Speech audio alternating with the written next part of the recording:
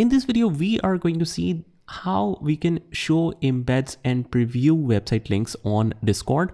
So if you want to just paste the website links or embed that into a particular channel, here's what you can do. First of all, just click on this user settings at the bottom left and then head over to the app settings. Here we just go to chats and here it says embeds and link previews. Show embed and preview website link pasted into the chat.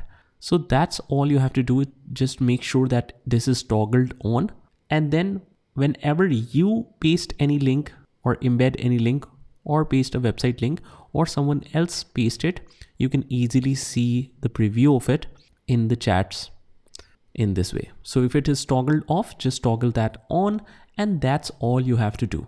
So that's pretty much it, guys. I hope you found this video helpful, and if you did, hit the like button and subscribe to our channel, and I will see you in the next one.